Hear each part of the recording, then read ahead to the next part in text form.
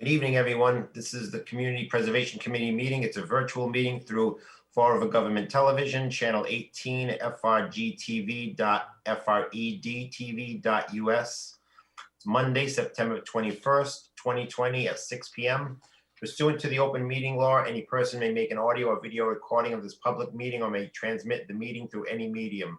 Attendees are therefore advised that such recordings or transmissions are being made whether perceived or unperceived by those present and are deemed acknowledged and permissible. I'd like to get a roll call. I'll call each other person's name. Just say here. Victor Farias. Yeah. Jim Souza, I'm here. John Brandt. Here. Paul Machado. Here. Kristen Cantera Oliveira. Here. Al Lima.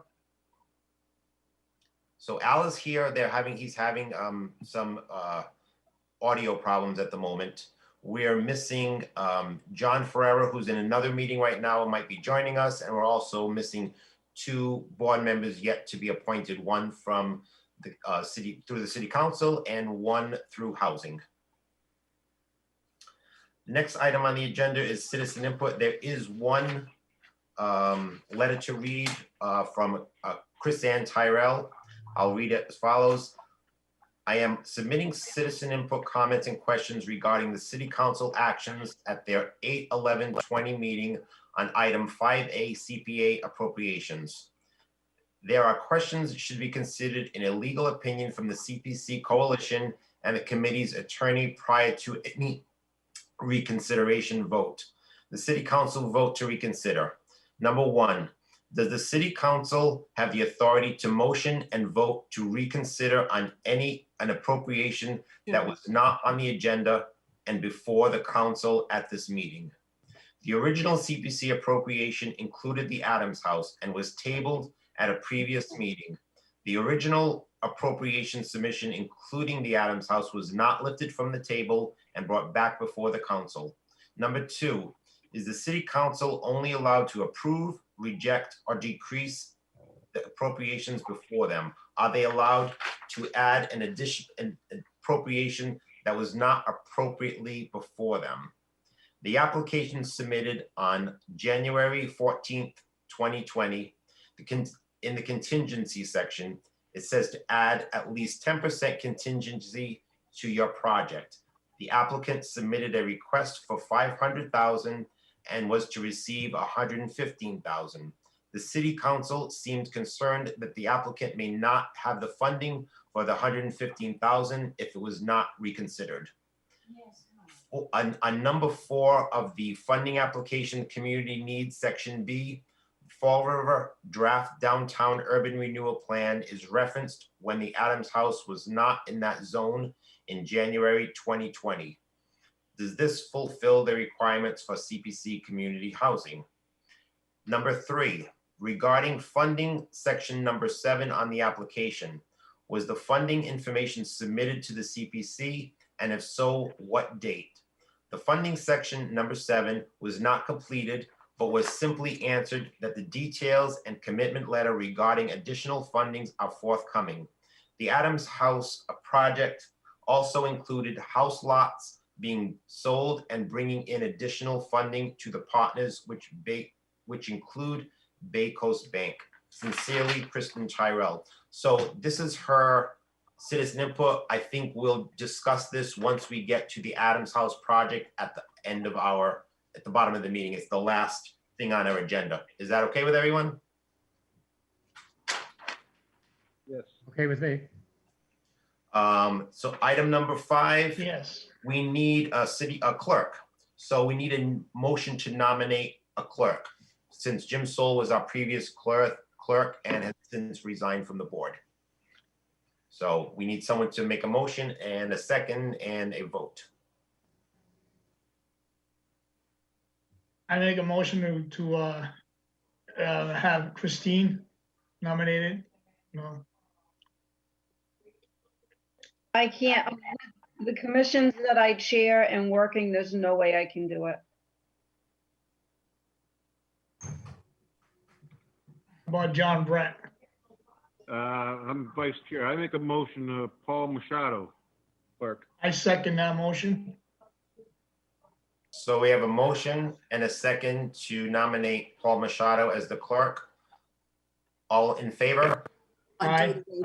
I'm gonna take a roll call vote on everything that we do because it's tough to just say aye and not understand. So every vote we take, I'm gonna do a roll call vote for that purpose. Victor Farias, Yes. Jim Souza, yes. John Brandt, Yes. Paul Machado? Okay, Yes. Kristen Cantera Oliveira, Yes. Al Lima? Yes. Okay. The motion carries unanimously for Paul. Thank you, Paul. And thank you for joining us, Al. Yeah, thanks. That worked well. Uh-huh. Next item up is the acceptance of meeting minutes. Can I get a motion to accept the meeting minutes of July 21st, 2020? I make a motion to accept the minutes of 2020 of the 29th. 2020. No, Wait first. 21st, sorry. I'll Second. second. So I have a motion and a second. All in favor? Roll call. I'm going to do a roll call. Victor Farias, Yes. Jim Souza, yes. John Brandt, Yes. Paul Machado, Yes. Kristen Cantera Oliveira, Yes.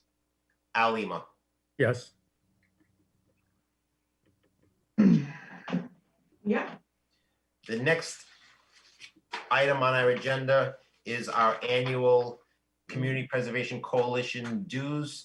They really do a lot for us. I mean, they are there for every question, every issue, and they're extremely responsive. I mean, their help to us, I think, is invaluable. Their annual membership dues are $44,350. I believe it's the same for every community that's part of CPA. So can I get a motion to accept this? I make a motion to pay the dues to be part of it. Second that. So I have a motion and a second. I'm going to get a roll call vote. Victor Farias, Yes. Jim Souza, yes. John Brandt, Yes. Paul Machado, Yes. Kristen Cantera Oliveira, Yes. Al Lima. Yes. Motion carries.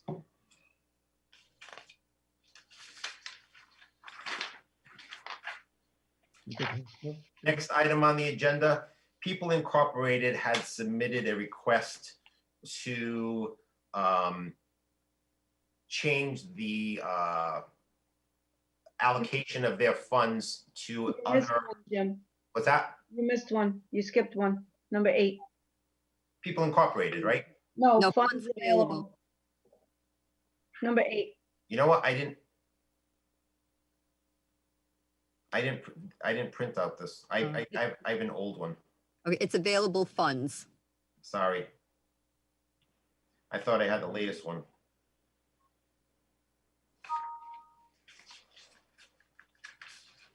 Okay. So available funds. We got this. I don't know. I'm gonna let Sandy. Actually, Sandy, can you introduce yourself also? Hi, Sandy Dennis, CPC Committee Administrative Assistant. And- I'm gonna let you talk about this. Okay, so Jen Argo, the city auditor, and I went back and forth to find out how many funds are available for you if projects or things come up that you require additional funds. And basically, if you include the Adams House in the appropriation order, you have $206,426.63 available. If the Adams House doesn't go back to the city council, doesn't get approved, you have $321,426.63 available. So the total funding available would be around $206,000, $426.63. You also have in your community housing category, another 3,500, and in open space, you have another 2,750. So if you have other projects coming up in those categories, you have that additional funding as well. Okay. So you have ample funding still in reserves. Okay, and the reason I had Sandy look into this is that there are a few requests for additional funding that we need to discuss tonight. So that's why I had her come up with that. So any questions on that? So the next item up is the People Incorporated application. They asked for a modification of their original application. Instead of doing a roof, they wanted to do a few other things, shingle replacement, window replacement.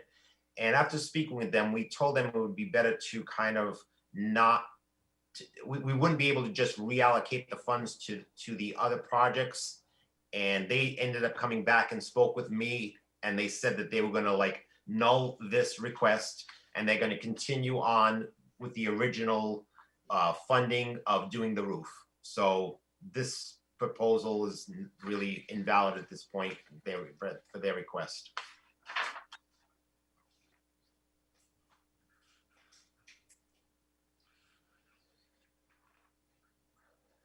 The next item up is, welcome Ken, can you hear us? Can you hear us, Ken?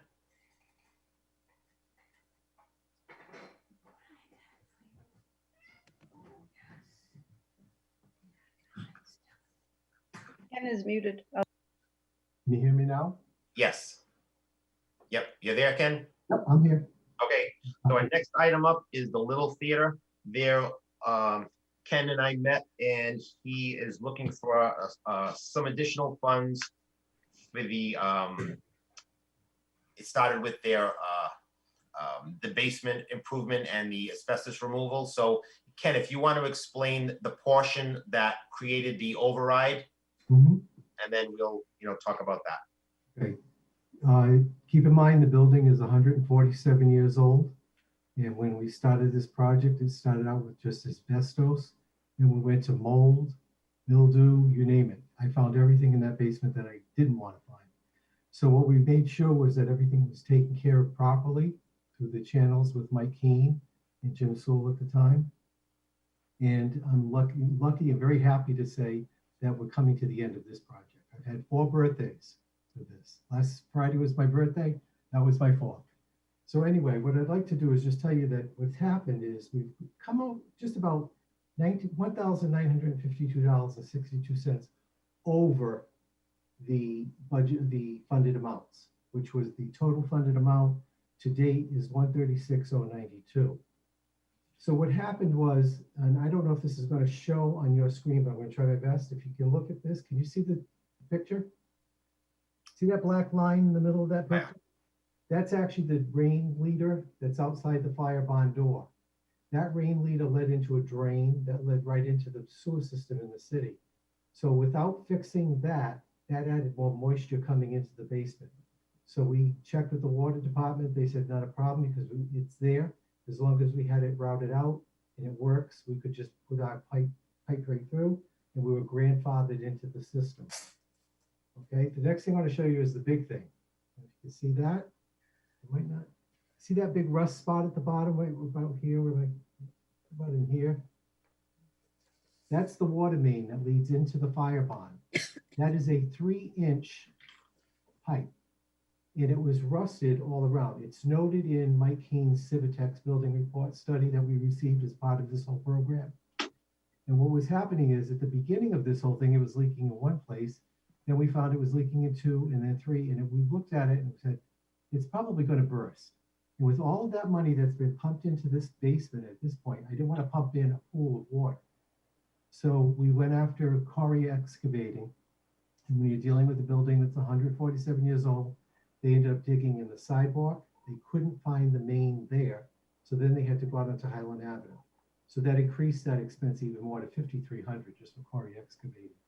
But with that said, and if you can see it again, there's like a yellow handle in there. Right where the black hole is, you might not be able to make it out there. Yeah. But now we have a 1-inch PVC main that comes into the building with a shutoff in the basement. So if anything happens, the basement can be saved just by shutting off the valve.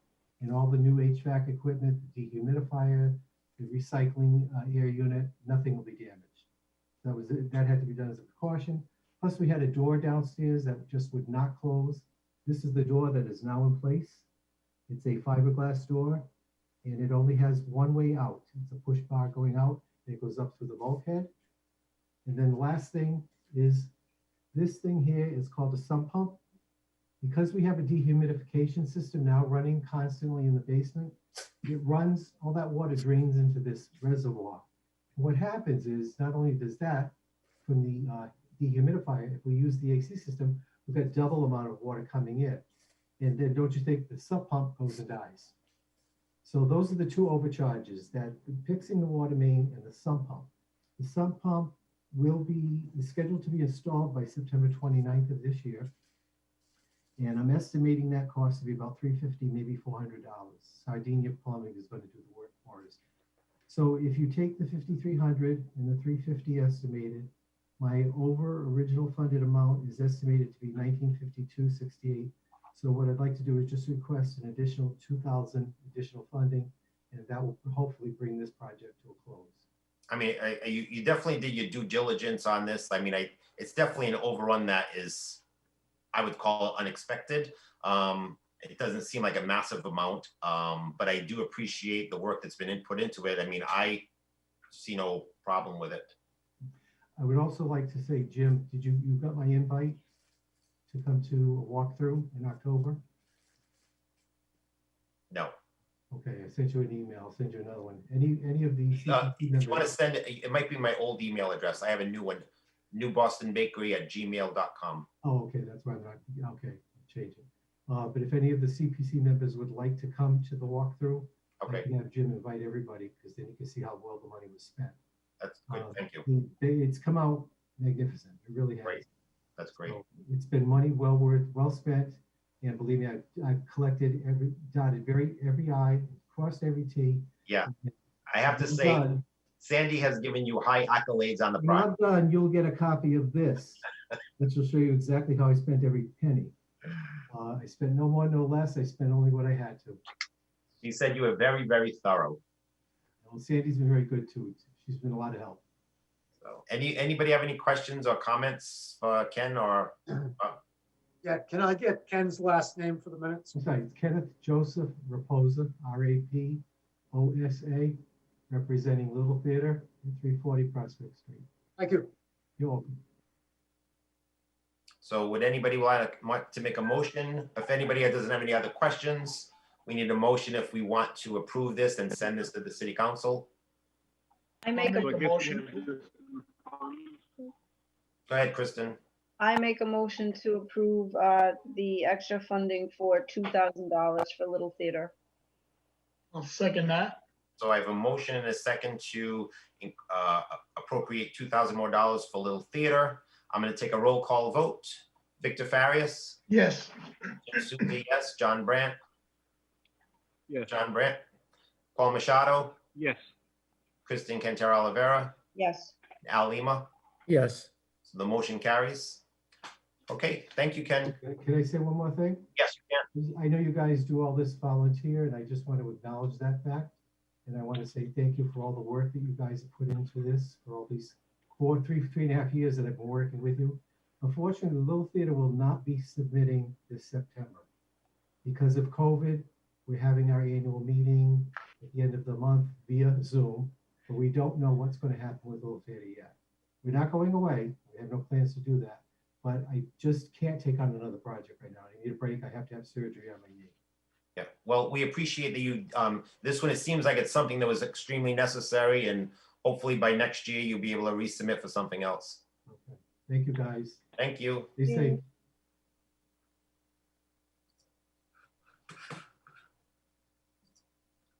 Okay. So next item up is the Quequechan River Rail Trail, and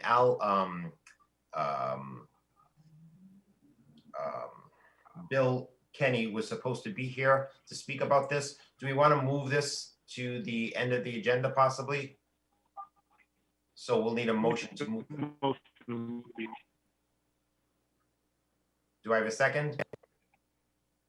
second, second, So I have a motion to move this item. Victor Farias, yes, Jim Susi, yes. John Brandt, Yes. Paul Machado, Paul Machado, Yes. Kristen Cantara Olivera, yes, Al Lima. yes, Okay. The next item up is the Fall River Fire Museum. Sandy had requested or asked Mike LePage to be here regarding the FY19 funds. They haven't done anything with the FY19 funding appropriation that we allocated to them, and it's supposed to be completed by October of this year. So we had asked him to come here and speak and to see where that stood. He's not here. So do you have anything else to add into this, Sandy, if you spoke with Mike LePage about it? I haven't spoken to anybody on it, but I still have the funding agreement from FY19, and it still hasn't been signed yet. There was some mention from Mike LePage or Chris Gallagher to sign it, but I haven't heard back on that either. So that project is still pending with no signatures from anybody. Yeah, so I mean, it's a project that's it's funds that are just sitting there. It's been sitting there for 2 years now. I know we had spoke with Mike and try and see if they weren't sure. They didn't own it. The city owned it. They had applied for funds under a nonprofit organization, but it's really a city-owned property which needs to go through the city appropriation order, and it's still at a standstill. So we have 1 more month. I think we need to think about what we want to do with this project once that month is up. I thought we would have Mike here. He's not, and that's the reason why I just put it on the agenda. So I don't know if anybody has any questions on this or comments on this. I mean, maybe we'll put it back on the agenda for next month. But again, October is the 2-year time frame. Whether these issues are resolved, does anybody have any thoughts on whether we think we should give an extension, whether we think we should reappropriate the money back into the CPC account? I have a thought. I mean, I think if we can see that they've been making a good faith effort to resolve this situation, then it's worth considering an extension. But as of yet, we have yet to see that anything's been done as far as even trying to find out ownership and who's responsible on that. I mean, we've been going back and forth on this for at least a year. Yeah, well, and it's been 2 years that they've been appropriate. Right. And I feel like it's really not fair to the other people out there that are waiting for money that really do have projects that they're going to start, and that will put effort into it, because I feel like at least by this point, we should have an answer to a basic question, and that's all we're waiting for, and we don't even have that. And just for the public out there, the appropriation order for them, or the grant agreement, was for $172,935. So it's a lot. It's a substantial amount of money sitting there, just waiting for the project to move forward. The other thing about it too is it's been 2 years. How's the cost estimate at this point? It's more than what it used to be. Even if they go through a way of going about it with a nonprofit organization, it's going to be more. So we'll put it maybe on the agenda again. Maybe we'll get him here. But once that time frame is up, we just need to make a decision. So I know on the contact on this one, I was going to give Michael a call tomorrow and find out where they are standing. So the next meeting I could give an update on it. So, okay. But I haven't heard from him. I'll give him a call tomorrow and find out where we're at. Okay. Does anybody else have any comments on this issue? Okay, we'll move on.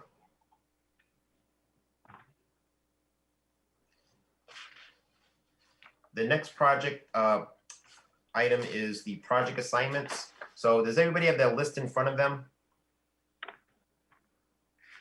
For the project, does everyone have their list with their project assignments in front of them?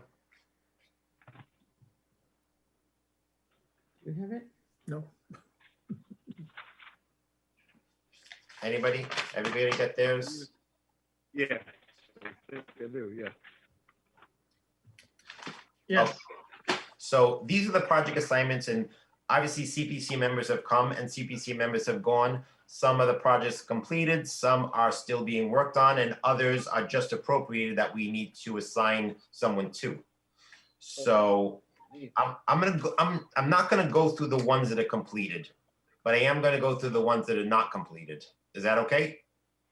And then yes, at the end, we'll go through and add a CPC member to the projects that have not been assigned.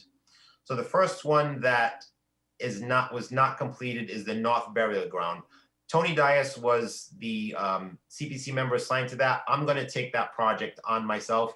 I've already been in talks with the new architect on this project, Civitex, and also Chris Gallagher.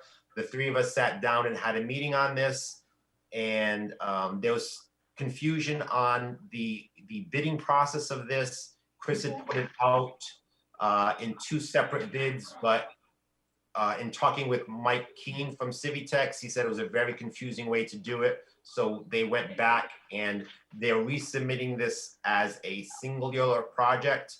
So this is probably, this is probably gonna go out for bid, and it probably won't start till the spring at this point, but it is definitely something that is gonna be starting within the next, I would say, 6 months.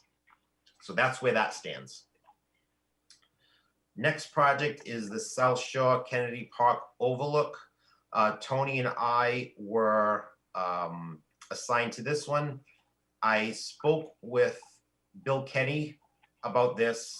I thought he was the one assigned. I thought it went to the planning department, and he sent information to me about this, but it's actually something that's part of the Parks Department. It's actually assigned to the Park Department. So Victor, are you familiar with this in any way? Me? Yeah. Uh, No, Victor. I assumed it went to the planning. Al wrote this originally. Go ahead, Al. Yeah. I assumed it went to the planning department. I didn't realize that it was transferred to the park board. The grant agreement is written, I believe, to the Park Department. I believe it's planning. Planning? I believe, Yeah, I think you're right. yeah, I believe it's planning because I need to follow up you and I with Bill on this project. So it's definitely, I believe, with Bill Kenny. Okay, so I will sit down with you, Sandy, and Bill. I think there's an issue with Parks and him on this, but Yeah. we'll talk about that later. Okay. The Dr. Fisk House, Kristen, that was yours. Yeah. Is there any, is it a completed project already? Do you know? I don't know if it's fully completed. I know a lot of the work was done. I can check with Jim Sewell to see if it's fully complete. Okay. I don't believe it is, Kristen, because I still have an open PO on it. Okay. I'll check and see what's left to do on that. Okay. The Vietnam Southwood Tupper land, that was, Bill was coming before us today to speak about that in tandem with the Quikasham River Rail Trail. It was kind of like a combination effort on, because it's South Watuppa, North Watuppa, and it kind of connects together. So he was going to speak about this particular item today, as well as the East Bay Bike Path. He was going to speak about that too. The Bank Street Armory, this was for the roof, and that part was completed.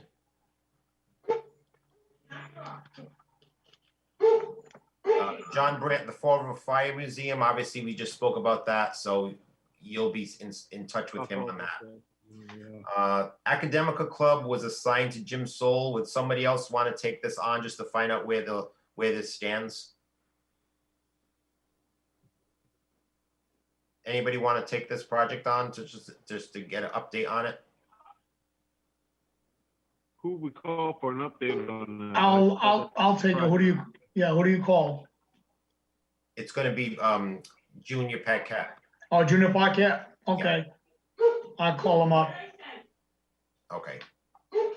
And I believe he's also working with Civitex on that one too. Oh, all right. So,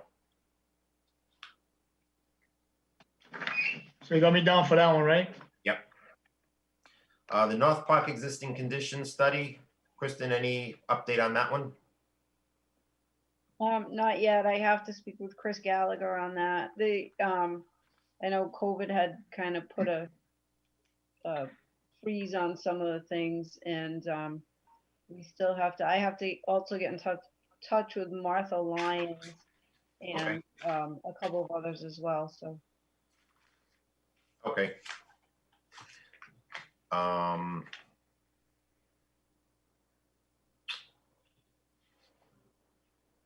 What's the next one? North Park existing. Lafayette Durfee House, is that one completed? He had shown me, so I'm trying to think what side it is.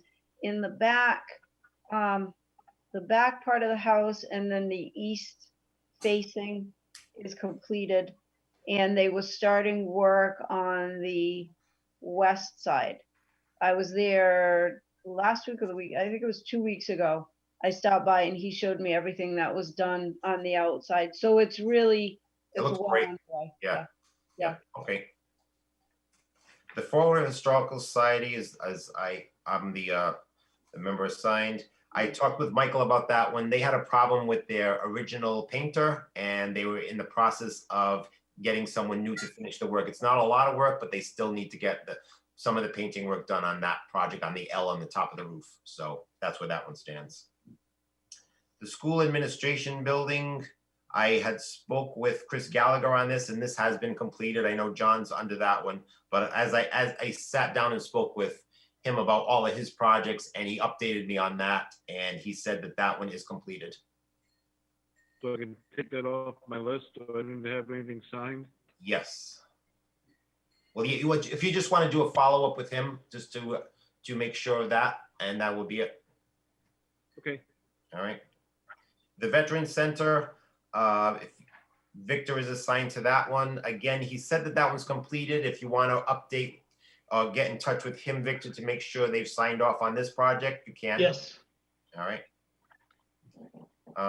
Central Fire Station, John, that one's assigned to you also. When I spoke with Chris again, he said that that one was completed. So I guess at the same time, you can talk to him about that as far as the completion paperwork of that. Private Joseph Francis Green, Kristen.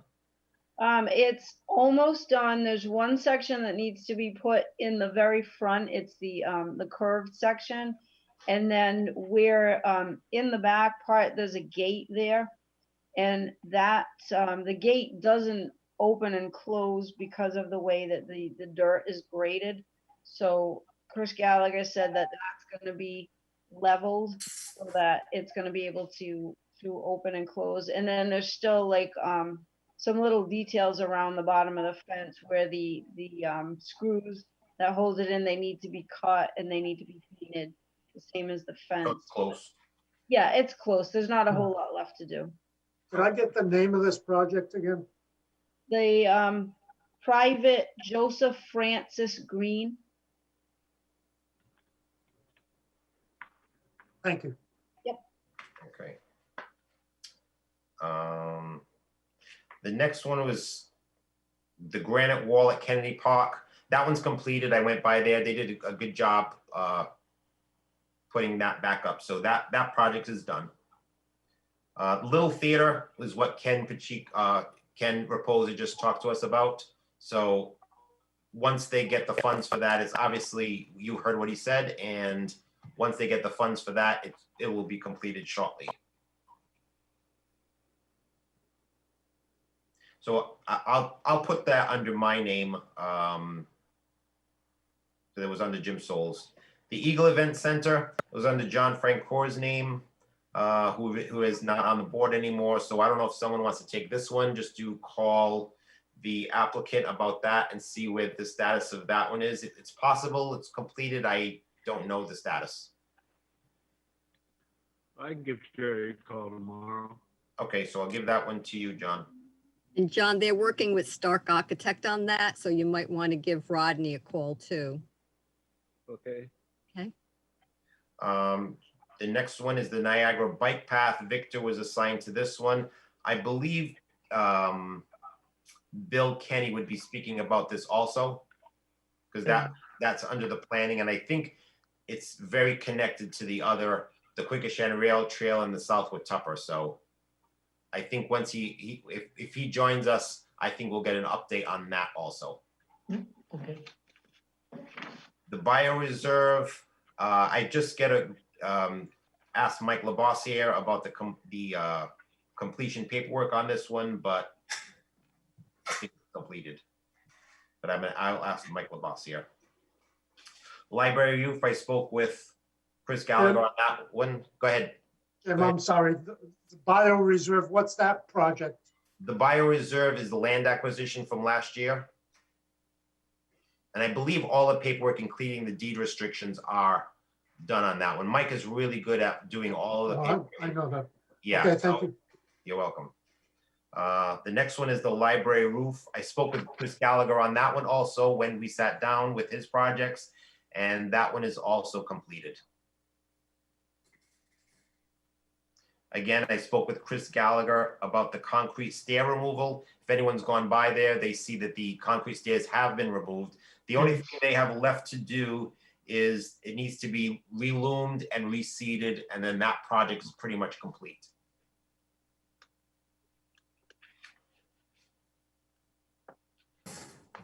And then the other projects are not assigned to anyone from last year yet.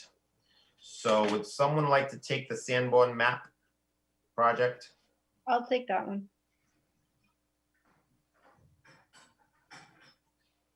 And Kristen, I can update you on that because that's with Tammy right now. So work's been done on that, and the Okay. map's been delivered. So I can Oh, okay. update you on that.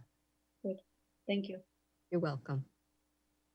The next one is the pumping station, the engineering design with the water department. Someone, I'll Paul, take you that. want to? Okay. I just want, I sat down with Ken, and I sat down with Chris, but I have not sat down with Paul Furlan from the water department about his project. So maybe I'll come up with a time and he can update us on all of their projects, and you can join on that one, Paul.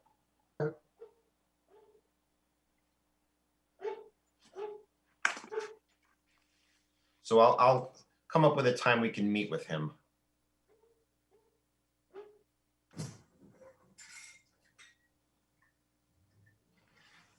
Next one is the Quequechan River Rail Trail Extension. Bill Kenny is supposed to be discussing this one today. Does anybody want to put that one on their list? I will. Okay, thank you. I'm sorry, who's? is Ali. that a son? Ali. Yes. I'm sorry, I didn't. The Vietnam Veteran Wall, we can see is actually being worked on quite well. Do you want to take that one, Victor? Sure, I'll take that one. Okay. And Victor, maybe you and I can sit and I can go over some of the invoices that came in on that. Okay, sure. The next one is the Preservation Design Guidelines. I Do you can want- take that. Okay, because it's kind of in tandem with the Yeah, historic, commission, right? it is, yeah. Well, it's the Historic District Commission, which I also Okay. feel, so it makes sense. I'll take it. People Incorporated, I'll take that one. I've been speaking to Pete Daly about this now, so I'll take that one. The Bowen, I thought I already had that one. I didn't, well, if you want it, you can have it. I mean, I didn't have any name on this one here. Oh, yeah, because I thought I had it because I actually already went there one time and met with him and he's been giving me updates on it. On the Oh. roof, you mean? You own it then? No, is it for the roof? Yeah. Yeah, that was mine because I've already been getting updates from him. Okay, because he was talking to me about this whole process too, so I'll let him talk to you. When he calls me, I'm sending him to you. Okay. The Bowen Borden Cemetery marker, it says completed, but it's not actually installed yet. So I'll just put that one on my list, and I already saw the actual the marker. It's really, really nice, and it's gonna look great when it's up. So it's just a matter of getting it installed by DPW, really. That's all that's left of that. The Dr. Fisk architectural condition report I know is completed. That's for sure. The Freedom Street feasibility study has been, if someone wants to take that, because it will be that one, and we also appropriated funds for them this year, so whoever takes it, probably is a good idea to take both of them. Does anybody want to take the Freedom Street? I'll take Freedom Street. Okay, so you'll be that one and the one we appropriated for them this year, John. Okay. And John, they're working with Civitex on that. The Bennett elevator is completed. So Lafayette Durfee House, Kristen, you can work, because this is for the ADA compliancy. So Yeah. you want to take this one also? Yeah, I might as well because I've Yeah. done the others, so yeah. 64 Durfee Street. Anybody want to take that one on? Sure. Okay, Victor, thank you.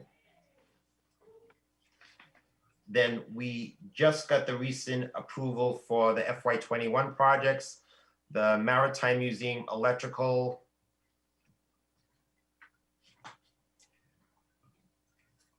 Any takers?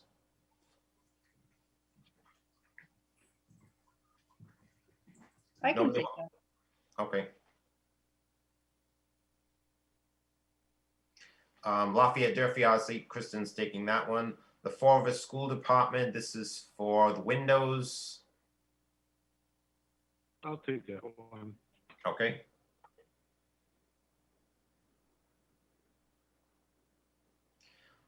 Preserving the Water Department documents. Paul, you want to take that? Yeah, Yeah, I'll take that. because that'll be kind of in with the other one. Thank you.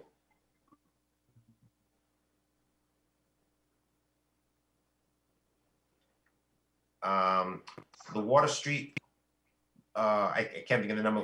It used to be Water Street Cafe, that building, the study, the architectural study. Anybody want to take that one? No? I'll take that. Okay, Al's got it. Bank Street Armory, I'll take that one. I spoke with Chris about this already. I'm taking a tour with him this week about it, so I'll take that one. Freedom Street, John Brandt, you're gonna be on that one also. And the Bioreserve Conservation Land Acquisition from this year. Thank you, Paul. So that's all of at least we have someone assigned to each one. And we'll review these at another date. And then Jimmy, that land acquisition is on the agenda tomorrow night for the city council. So I sent an email to Mike LaBossiere that he might want to be at that meeting to answer any Okay. questions that they have. Okay, I'm not gonna attend, it's a city council meeting tomorrow? Yes, Yeah, so if he attends, I mean, there's nothing that I'm gonna be able to add to that meeting that's gonna be any of useful, because he, obviously is on point with the whole thing. I mean, when they asked me the few questions, when I'd gone in front of the council with our appropriation, one of the councilors wanted to know where exactly in the bioreserve was this. I didn't have the application with me. I'm like, I can't remember the exact street and location, so they tabled it for that particular reason. So Mike will go and talk to them about it. I don't see an issue with them appropriating this. and they got all the information because I emailed it to the clerk's office. for Okay, them, so they're thank all- you. Okay. So next, any other questions on the project assignments? Okay, the next item is the project application process paperwork. Sandy updated some of this for us. And did everybody get a chance to review everything? Yes. The first item is our Community Preservation Committee guidelines. The one thing Sandy added into this one that was not in it before, and obviously we're having an issue with it at the moment, is that no project may be started before the city council gives final approval for the project and the funding agreement is signed. So that was one of the big things added into this. Any questions on, or anybody want to add anything differently or change anything to that? Okay, Jim, yes, I actually have been thinking about this, and I think it's going to come up more when we talk specifically about the Adams House. yep, But I would prefer to have a provision in the contract which allows an applicant to seek an amendment. Because, for example, when we talk about the Adams House work couldn't go forward until the asbestos removal was done. And fortunately, they were able to get the funds and complete that asbestos removal. But we did not, I don't think anybody voted for that project because they like asbestos removal. I think that people voted for that project because it's a great building, it's a great plan, and I think we were all confident that the project was going to get done. So if we have a provision that says, if you're able to, that's great, especially in historic preservation projects. You know, let's say it's a roof, someone applies for a roof, but rather than waiting a whole year, they can finish the roof and then apply for something else. So long as we approve it, I'm not sure why we can't just live with a modification. well, yeah, that does make sense. At the same time too, it would have been nice if, like in the past, other applicants that have not received their funds yet have actually called us and said, can I start my project now? And we've said, and we just said no in the past, not until you get your grant agreement, which is what we've done in the past. But in this case, we never were even asked. So that's a little problem. I see what you're saying, but at the same time, I almost feel it's unnecessary, because if that applicant came before us, we could vote on that just in general. Because as a board, as a city CPC, we can do what we'd like. The only thing we can't do is we cannot allow a city building to be worked on before funds are appropriated. But for private projects, we can. So I think at any point, any applicant can say, hey, can you put me on the agenda so I can discuss the reason why I need to start this project? And we could vote on that at that point. And, So I don't- and Jim, I also went back and reviewed some of the prior meetings. Yep. And on the September 9th, 2019 meeting, the topic of the Ben and Nate building came up. Yep. And at that time, it was said, community housing, if it's housing, it does not have to be specific. And that seems to be how the board discussed community housing in that meeting. Yeah. I don't like that, and I did vote against the Adams House project because we did not have a procedure in place.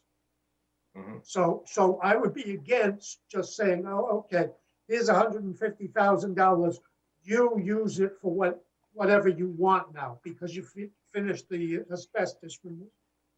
But if we have a procedure which says, come back, show us what you're going to do, and we will approve what that new project is. So long as the committee is involved in approving the project, then I'd be in favor of that.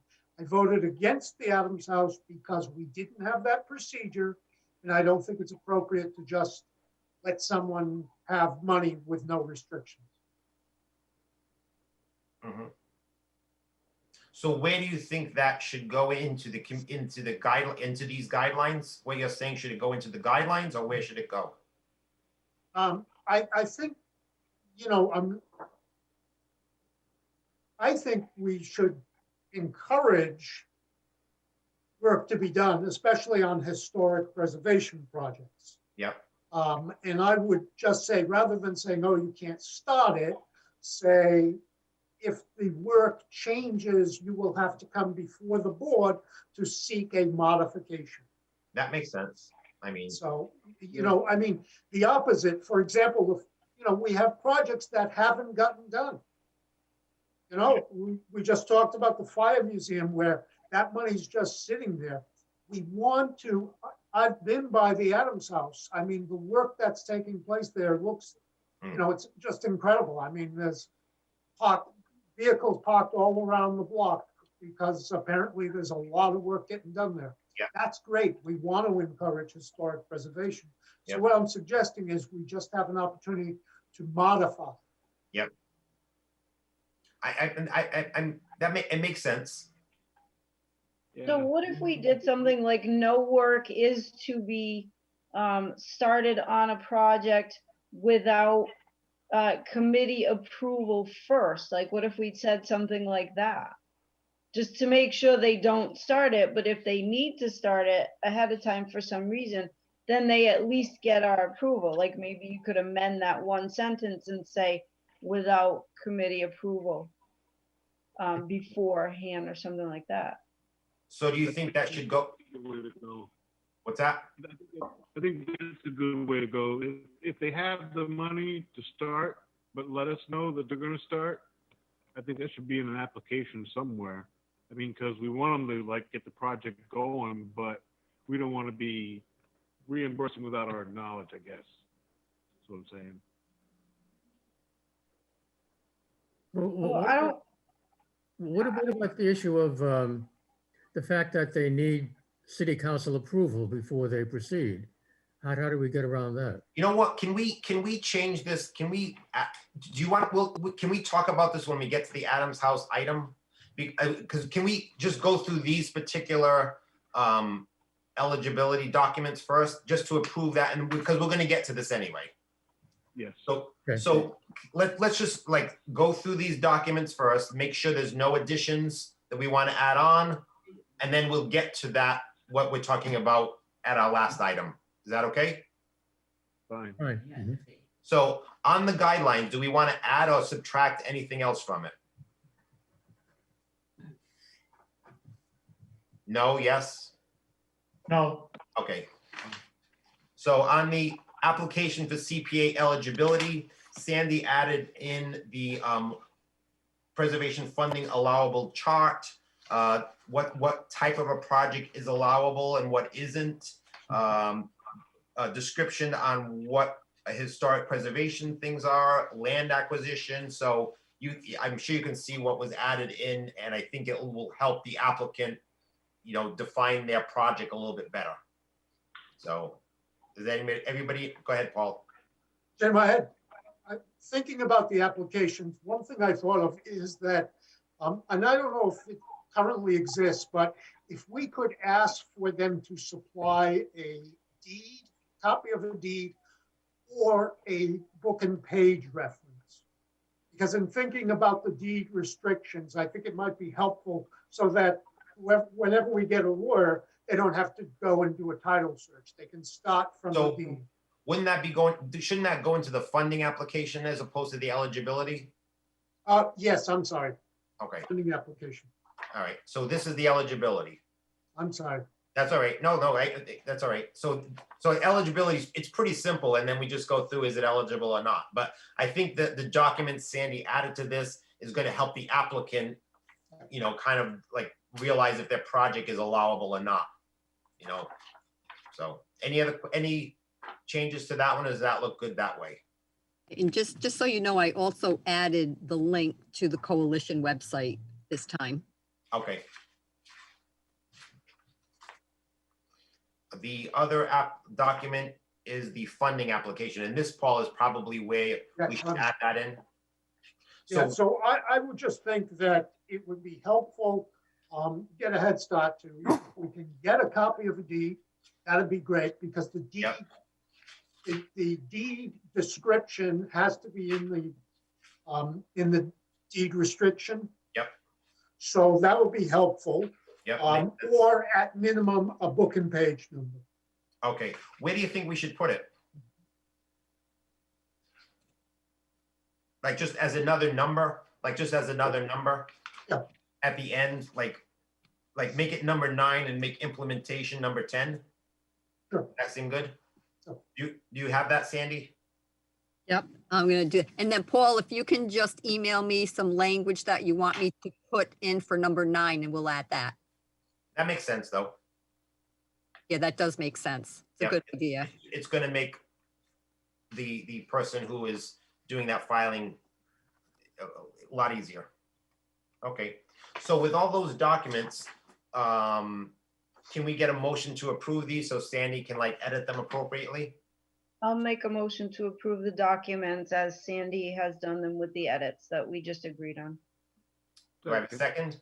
A second. Second, So I'm gonna take a roll call vote. Victor Farias, yes.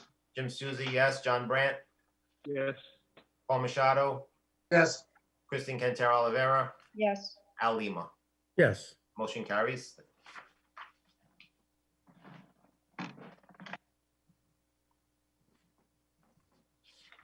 The next item up is the documents of the reimbursement paperwork.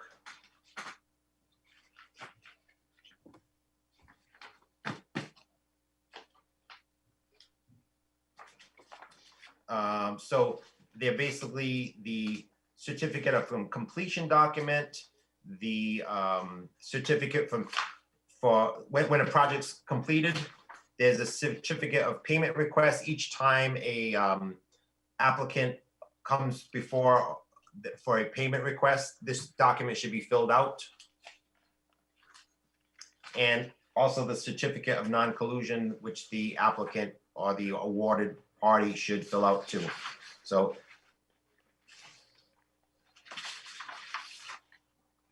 any comments on these? No. So can I get a motion to, I'd like to make a motion do to, A motion. reimbursement paperwork? Yes, the reimbursement paperwork. second. So I have a motion and a second to let Sandy edit the reimbursement paperwork as follows. I'm gonna take a roll call vote. Victor Farias, Yes, Jim Suzie, yes. John Brandt, Yes, Paul Machado, yes, Kristen Cantero Oliveira, yes, Al Lima. Yes. Motion carries.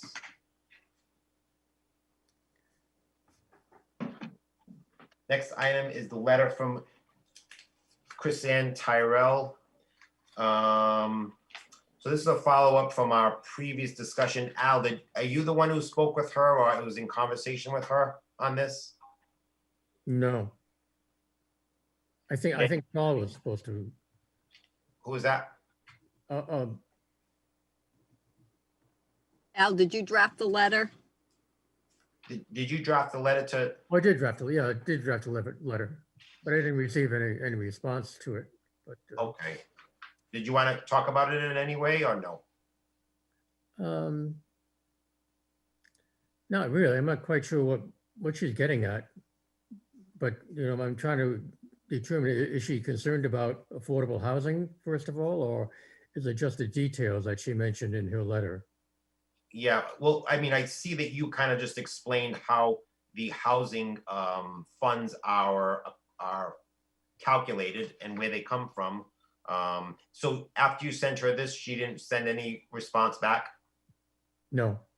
Okay, Can I just jump in? I think that the letter was put on the agenda to review to send her, to make sure that everyone agreed with all the language that was in the letter so that she would get it. so she never received this yet? No.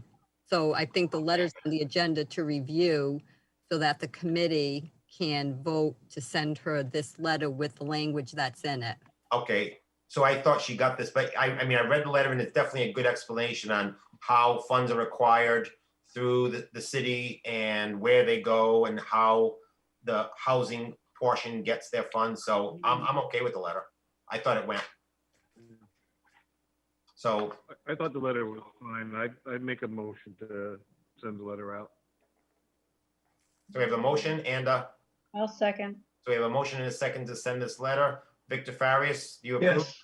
Jim Susie, yes. John Brandt, Yes. Paul Machado, Yes, Kristen Quintero Olivera, Yes, Al Lima. Yes. Okay. Send the letter.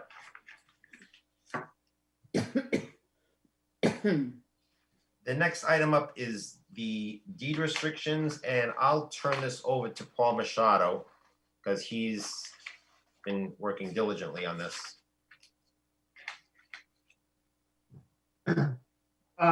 First step is that I did send a letter to Corporation Council along with some proposed deed restrictions, prototype deed restrictions. I had a conversation with him, and that letter I sent him with the proposed deed restrictions was back in, I want to say June.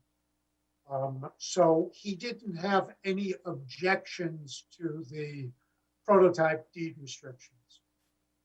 Okay. So I'm assuming we have some sample prototypes that we can assume are going to be okay with Corporation Council going forward. Okay. Okay, The second thing is that in terms of, I contacted the president of the Bristol County Bar Association.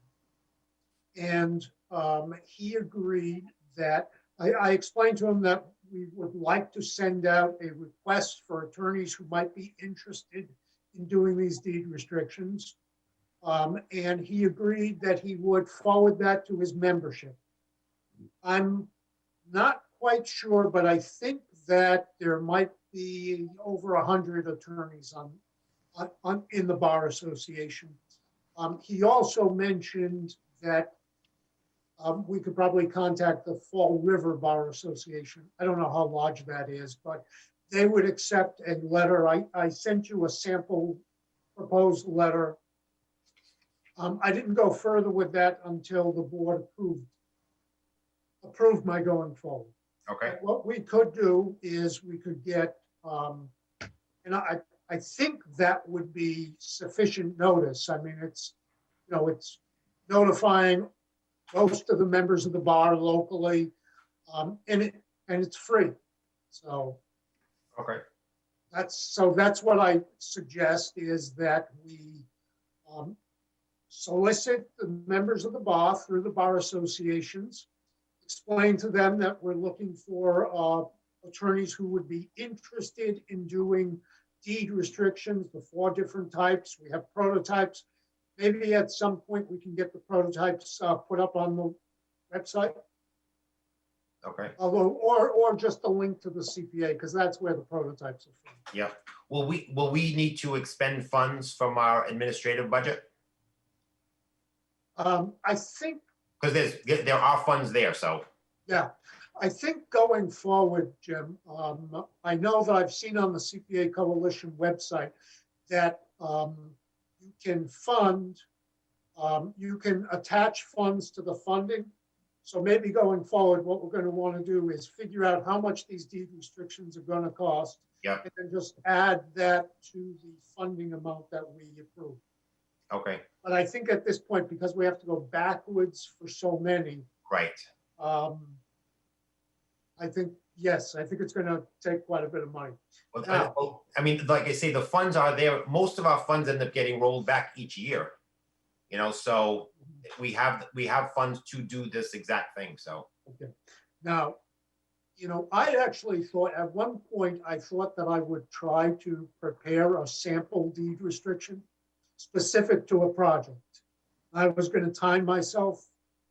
Yeah. And I didn't get through it. That's not the type of work I do, and I just couldn't get myself through it. I think they're fairly time consuming. Yeah, I think they're fairly time consuming. well, So, it's definitely work that has to be done. Yep. And it's whatever it may cost, even if it's done some this year, some next year, I mean, it's a process that needs to happen, so. so in the sample letter that I sent you, Yep, Jim, what I suggested that we notify the attorneys that, there's a fee. But I left that blank. because I think that obviously the committee should talk about it. I think we want to attract enough attorneys to do this. Yep. So I think it has to be a fairly good fee, but I don't, we can always send it out if we get no responses. We can always send it out again and raise the fee. So I was thinking maybe $400 or $500 Per per restriction. deed restriction. Yep. I would say they're probably 2, 3. Well, the thing about it is if we just approve a higher amount, if it's less, it's okay, you know? So I personally know nothing about law. So I really look to you and really value your opinion because I'd almost feel I don't have an opinion because I'm looking to you who is a lawyer and has knowledge in this field. So whatever you say, I'm gonna kind of agree with. Well, I think what we should do is, so my suggestion is we send out the letter to the bar. That notifies all the members of the bar, or at least those that are members of the two organizations. We asked to solicit, see who is interested in being on the list. And what I suggest is we develop, and if the board would approve, I would suggest that it's probably easier for, if I were just assigned to say, monitor the list. Yep. You Well, know, I mean, I know before Jim Soul had left the board, we created a committee, you being in it and John was in it. And I think that being said, I'm okay with you making decisions on your own and I think the only reason to come to us maybe is an update or if funds are necessary. Those two things, I think an update's nice, but I think appropriating funds is something should be voted on. So that's the way I think we should go, but that's my opinion.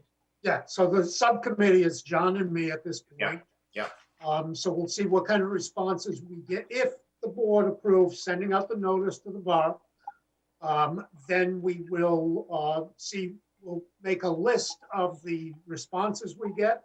Yep. I'd suggest that from that, let's say we get 10 responses. I would suggest we have a rotating list. What I also ask though is whether some people may just be interested in doing the historic deed restrictions.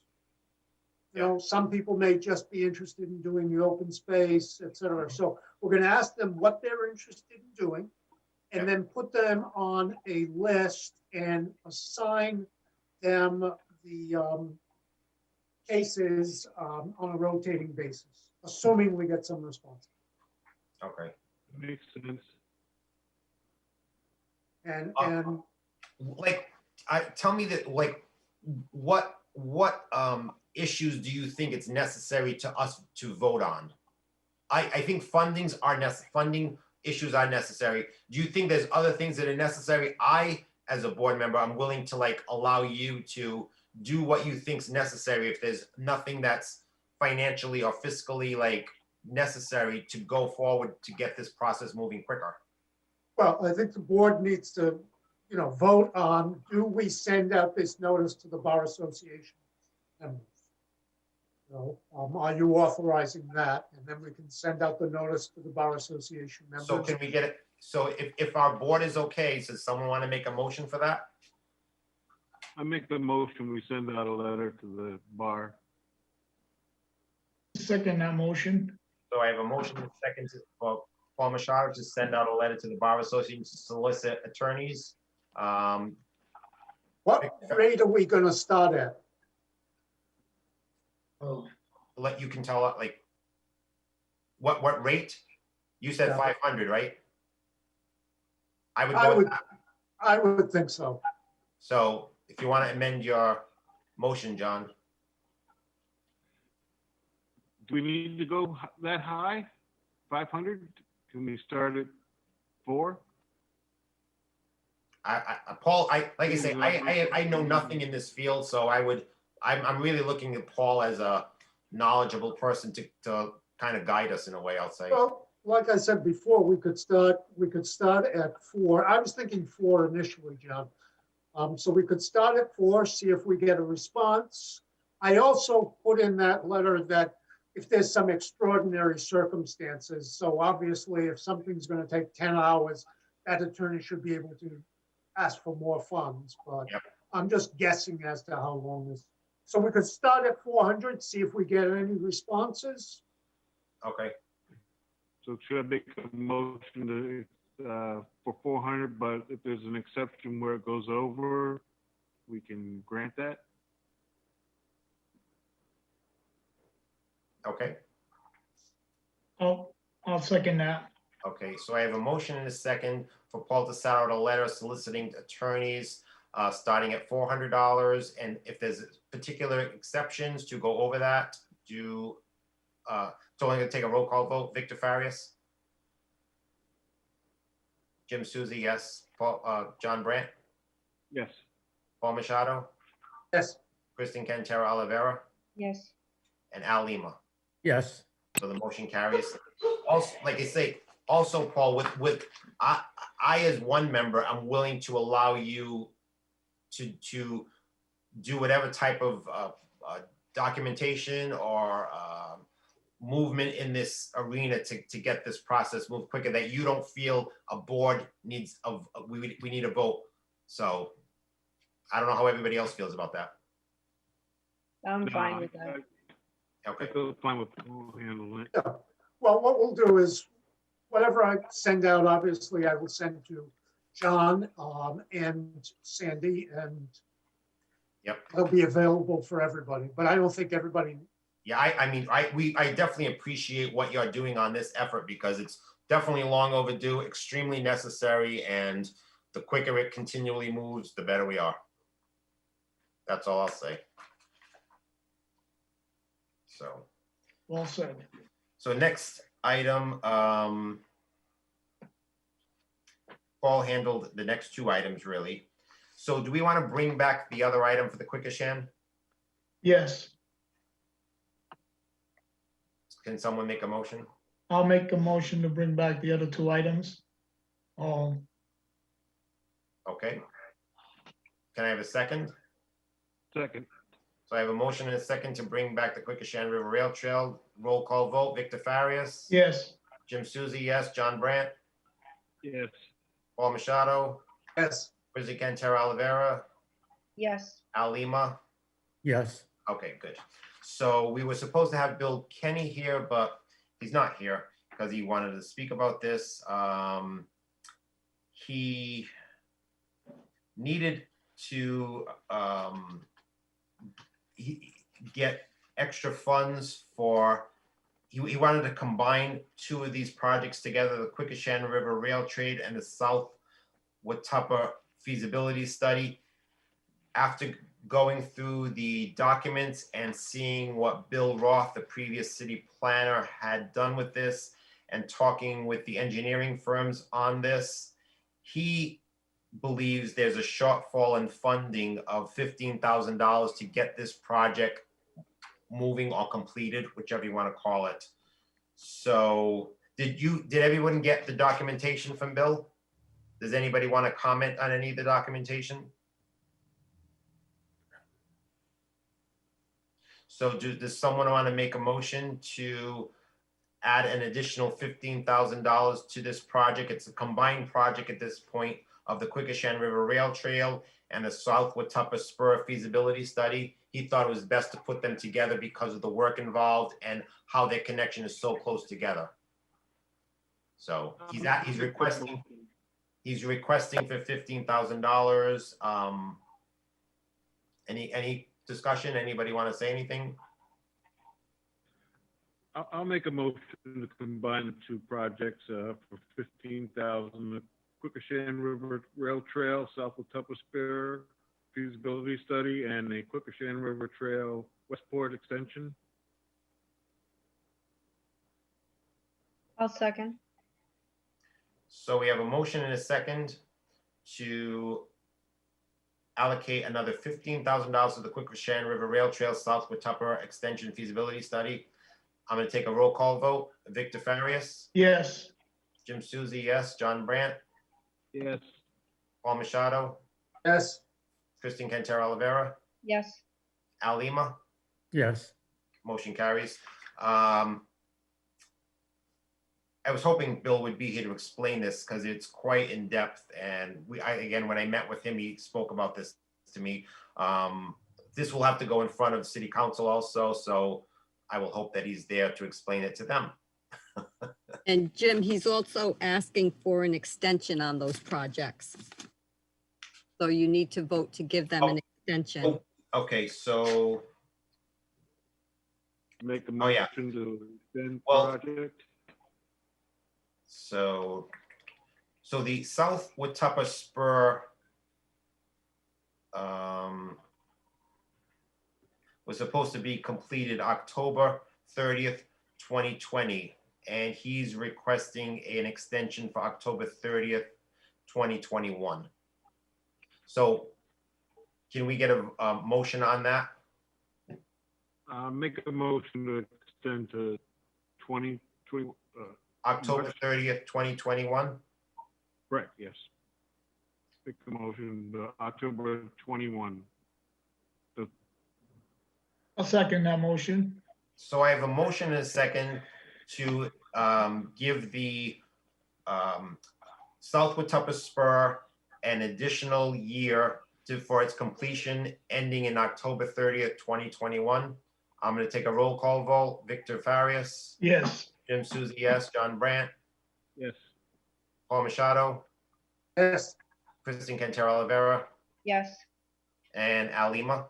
yes, Okay, and the next item that he's requesting, the Westport extension for the bike trail was originally, the terms were supposed to be completed by October 1st, 2021. He's requesting that the extension timeframe be sent out to be October 1st of 2022. So I'll need a motion and a second on this. I'll make a motion to extend the deadline to October 1st, 2021 on the Westport extension. 2022. I mean, sorry, 2022? Mhm. So he wants a 2-year Two-year. extension? Yep. Okay. Is that, if you don't have to, like, if you don't Oh, think, no, I'm just, I didn't realize it was 2 years. Yeah, that's fine. I mean, I know it's a very big project, so 2022, October 1st, 2022 extension. do I have a second?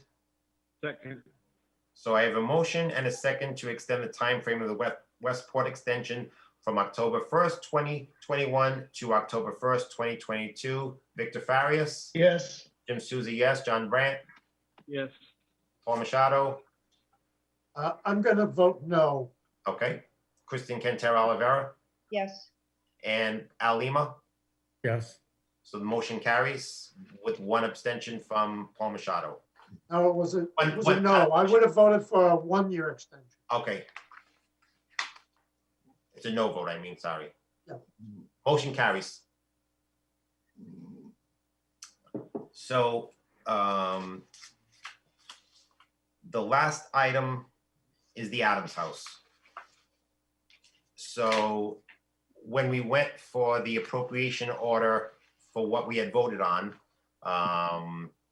the city council had a question on why had we originally voted fund $150,000 fund for the Adam House, and then why did we change our vote and, you know, rescind the vote that we made? If anybody wants to speak about this, I know we all are aware of it, so if anybody has any comments and questions on this, feel free to chime in. Go ahead, Kristen. so I guess I don't understand why we need to have another discussion about it, only because I feel like we discussed it at length. It's not like we made a hasty decision on this. We really talked about everything, and I really don't understand what there is left to talk about because nothing really has changed. Go ahead, Paul. Yes, when it came before the board to vote on it, I voted no. Only because I was concerned that because the asbestos removal was supposedly completed, I was concerned that, just giving a developer money without being specified, I was concerned about that. What I mentioned earlier in this meeting is that I would certainly, if we had a modification in place, a provision where the original award could be modified, so long as we got the information as to what the money's going to be used for, and they come back before the board, then I would certainly vote for that. Yep. And like I said before, I've been by the Adams House. It looks like there's a great deal of work. I think it's great that the asbestos removal was completed so that the work on the project could move forward. And that project appears to be moving forward. Mhm. So if we are going to discuss it again, what I'd suggest is that I would move that we adopt a provision that allows the applicant to resubmit and to amend its original application for additional work if the work has been completed. And as I said before, earlier in the meeting, I don't think any of us voted on asbestos removal. I think we voted on this as a historic project, community housing, and we knew that the project was going to get done. So I'm certainly willing to go forward with funding the Adams House as we had voted originally. I just think we need to have specific information as to, now that the asbestos removal has been completed, what are they working on? What are they going to use the funds for? I understand what you're saying, and the amendment that you're talking about makes sense, but it almost seems like that amendment should happen moving forward in CPC, not like, let's just do it because this project is in front of us. That's like saying, okay, we're definitely gonna, like, I think like it's too late for that, what you're saying, but I think it makes sense for FY 22's projects. That I agree with you on that. Well, I think the other issue there is the applicant never let us know that this was going to happen, and it was supposed to be in the third quarter, and they never said anything about, that this was even going to happen in the first place. So I think for me, that's an issue. It's one thing if the applicant had said, hey, I really need to, but I guess the other thing is, I understand starting, like, if that had to be done before you could start anything else. But if you're waiting, if you put in an application to receive funding, at least let the committee know that you're going to be doing this, which didn't happen. But also, you might be jumping the gun because you're thinking that the city council is going to approve it. What if the city council does not approve the funds for your project anyway?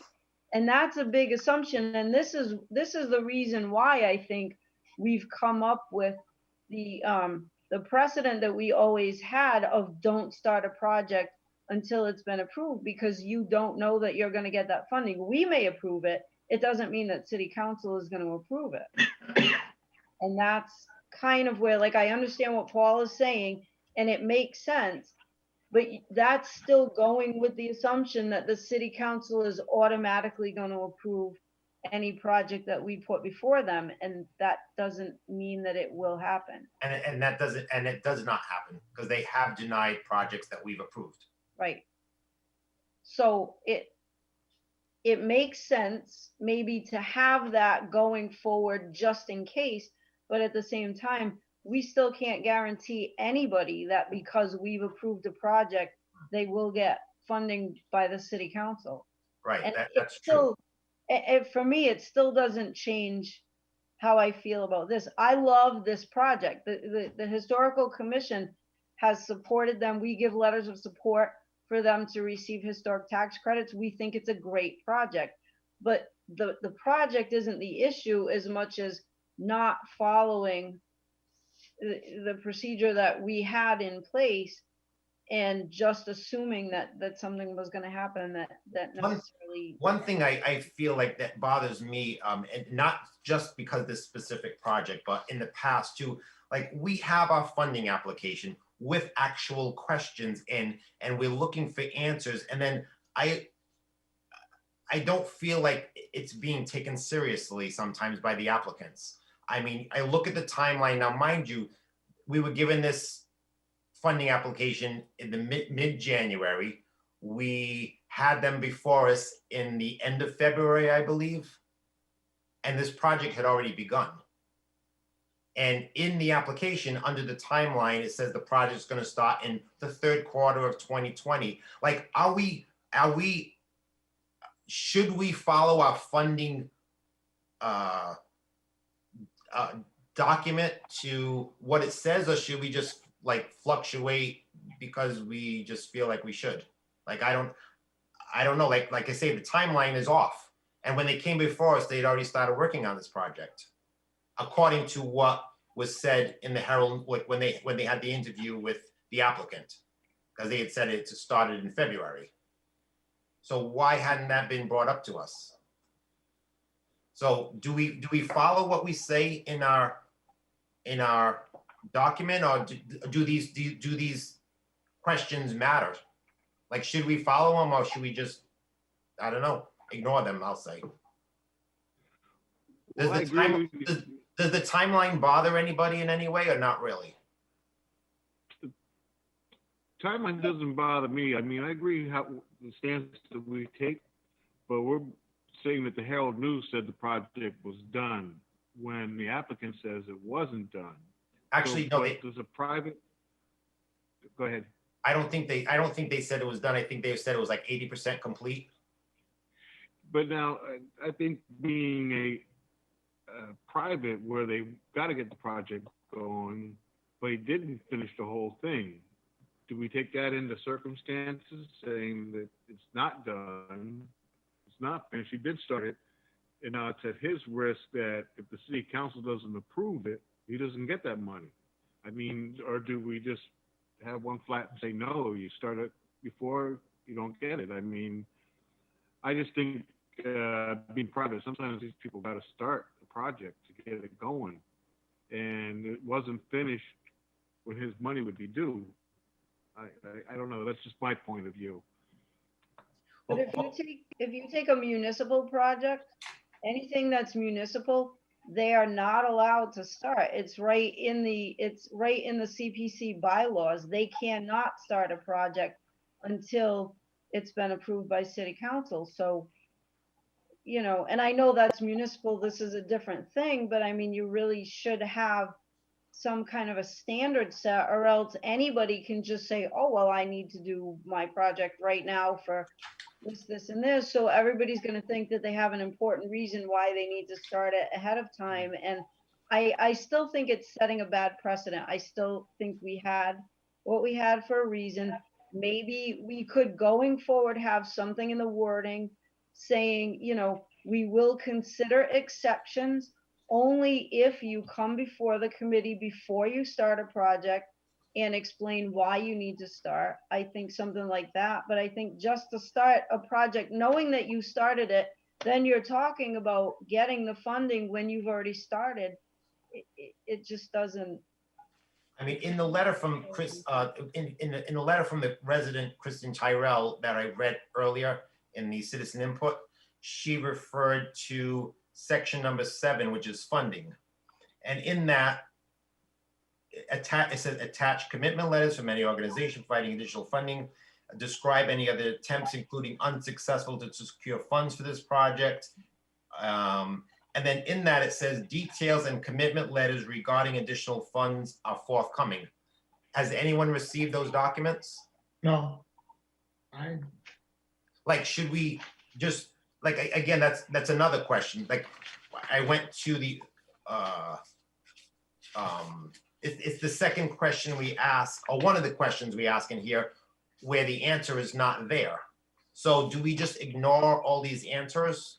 Like, I don't know, like moving forward, not even just this application, but in all other applications, what we ask, should we require it, or should we just say it's there, but we don't really care? Like, does that make any sense?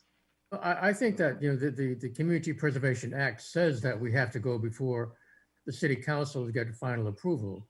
So there's no question in my mind that we have to go before the city council to get that approval, right?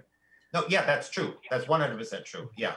So I don't think we have any question that we can't approve something which by law, they already said has to be done. So I think that's something we need to think about a bit. But what you said, Jim, about having him come again for the next round, last time I had mentioned that maybe we should have him come in to make sure he submits something before the eligibility application.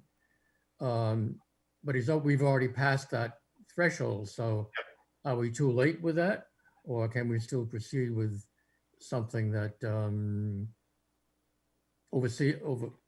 Well, I think we as a board could vote, if they wanted to submit another application, I think we as a board could vote to do that. We have that purview. Okay, So if they wanted to come in with another application, I believe we can. okay. But like I say, like, does anybody have any insight onto Christian Tyrell's questions or thoughts on that? And her specific question of the funding, how it says one thing, but that did not happen. On the timeline, it says one thing, but that did not happen. So two of the questions didn't happen. Like, do we as a board, do these questions matter is what I'm saying, or does it not matter? Like, why are we asking them? Well, they do matter. I mean, that's why they're on there. And that's one of the things that I think we've talked about in the past, where people are filling out applications, they're just kind of half filling them out, or they're not putting a lot of effort into answering the questions. And it's not like we're throwing around pocket change here. Sometimes we're giving $100,000, more than $100,000. It's not like we're giving somebody $20 and saying, yeah, here, here's an application, just fill out whatever you want and we'll give you money. I mean, if people are expecting that they are going to be receiving money, and a lot of times a considerable amount of money, they really should put the effort into at least filling out a complete application, answering all the questions, and making sure that there's follow through there. And I don't understand why that's such an issue, and I don't understand why we're not holding people accountable for that. I agree with that. I think we should, but I'm only one person. Well, I'm another person, so that's two. I agree with that. I mean, now moving forward, we're gonna put in what Paul suggested, that if they need to move forward, they let us know, and we can vote on that. Because I know this was an emergency that Yeah. they had to start. But the thing about and that, it wasn't approved by city council. go ahead, John.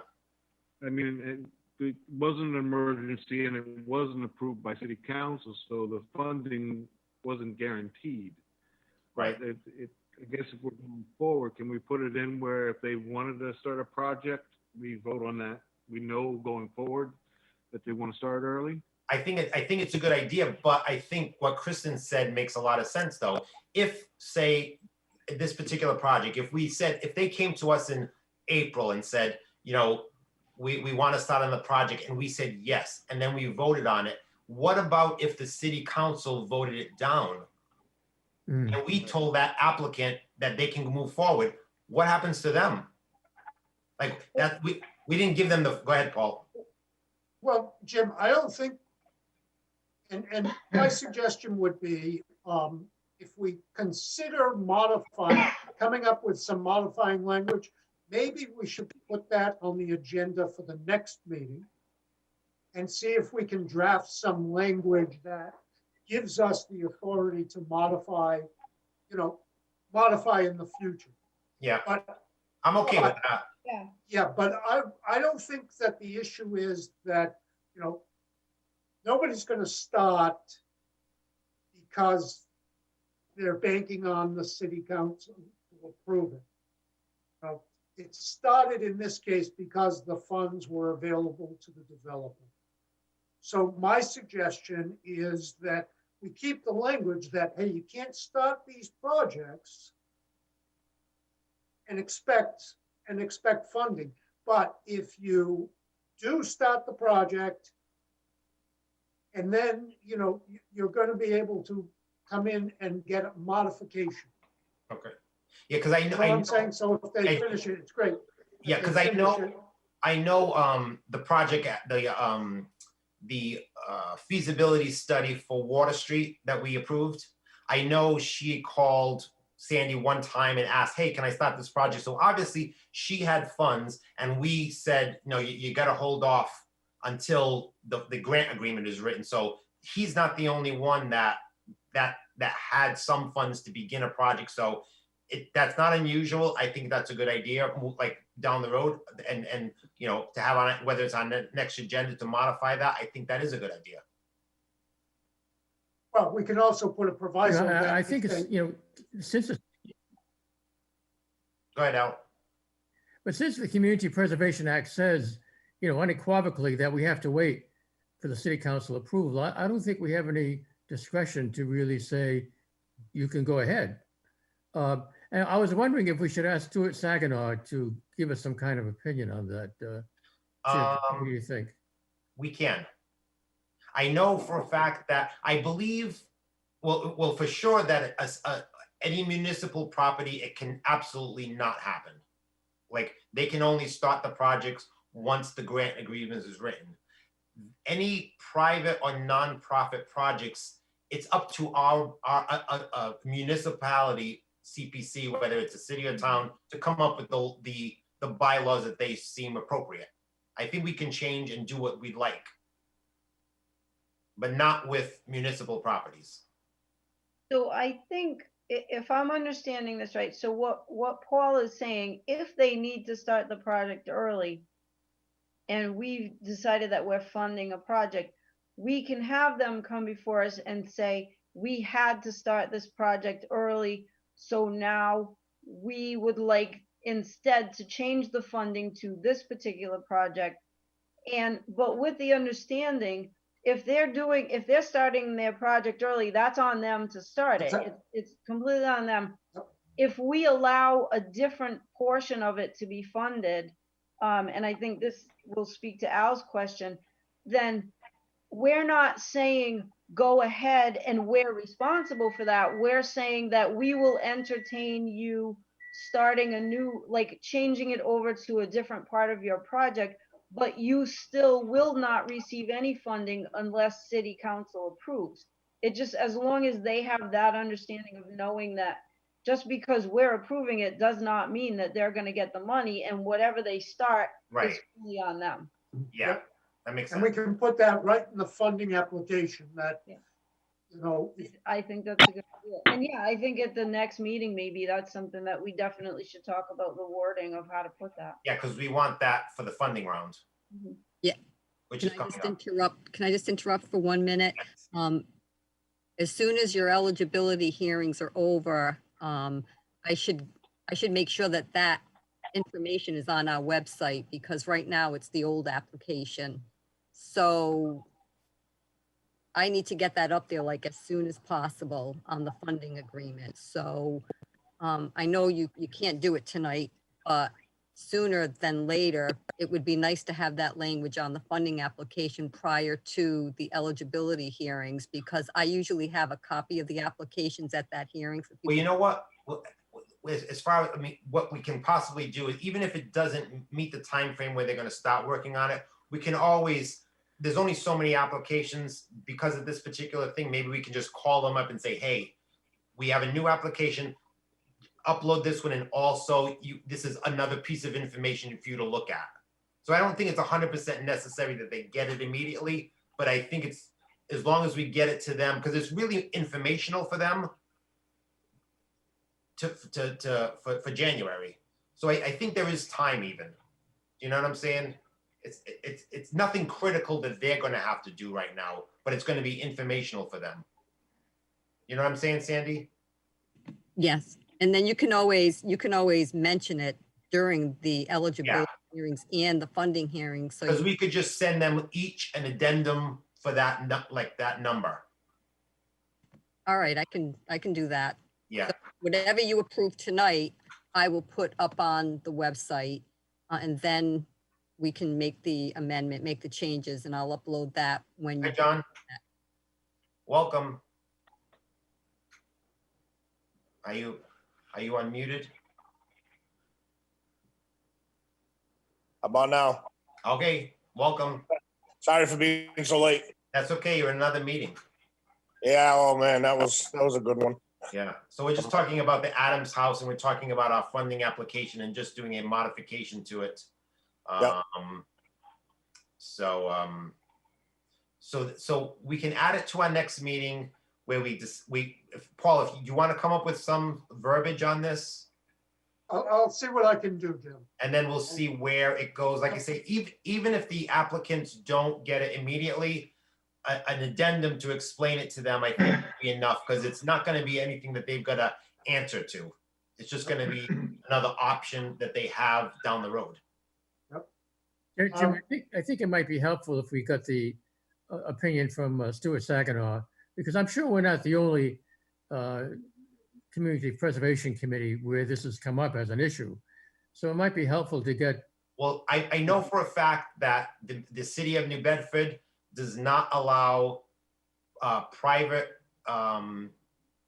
individuals to start a project until the agreement is made. They do the same exact thing, whether you're private, nonprofit, or municipal. They do the same, they don't even do anything differently.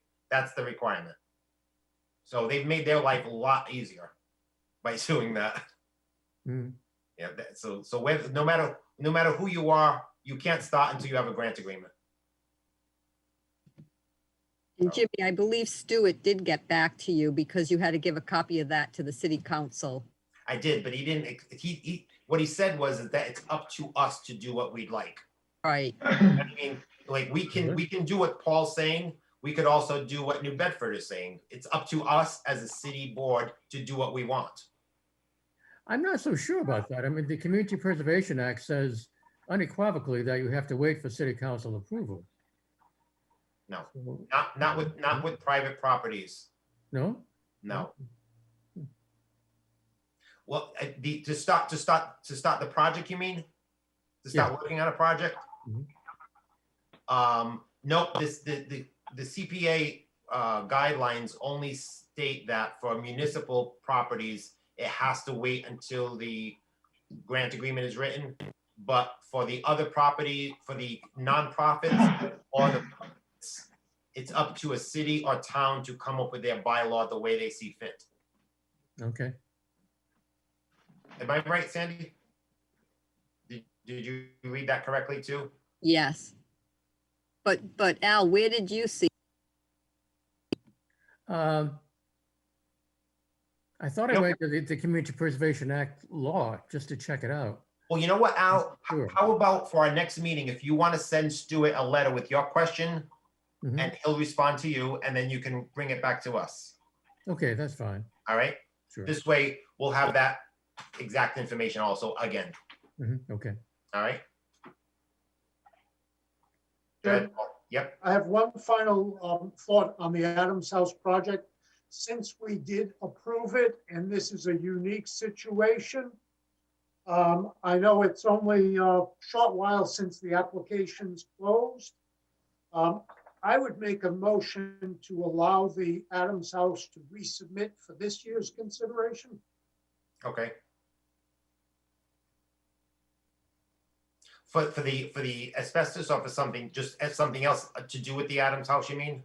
Something else to do with the Adams House. Okay. Yeah, I mean, because okay, does anybody want to second that? Second. So I'll take a roll call vote. So this is to allow the Adams House to submit a late application for something else to fund on the Adams House. Is that correct, Paul? Yes. Victor Farias? Victor Farias, yes or no? Thinking. Yes, I'm gonna vote yes. John Brandt? John Brandt? Yes. Paul Machado? Yes, Kristen Cantero Olivera? Yes. Al Lima? Yes, John Ferrera? Yes, Motion carries. So back to this, do we want to leave our vote on this particular item the way we left it last time? Yes, I'll make a motion to uphold our original vote. Or a to, last, what do you mean, original or last vote? I mean, the last vote that we had to defund the Adams House for this particular project and send that back to city council. Well, it won't have to go back because there's nothing to appropriate. Okay, I thought they were waiting for us to Oh, make it, Well, okay. no, we didn't even have to discuss this, but I just out of courtesy wanted to bring this back to the table. They have no Then control I of what make a we do. motion that we, Yeah, because again, one of the, I make a motion that we, go ahead. no, I was gonna say, I make a motion that we uphold our last decision, which was to defund Adams House for that particular. Do I have a second? second, Okay, so I have a motion and a second. I'm gonna take a roll call vote. This is to keep our vote where we defunded the Adams House. At this point, it would not go back to city council because it's unnecessary for that. They would just end at this. Victor Farias, yes, Jim Souza, yes. John Brandt, Yes.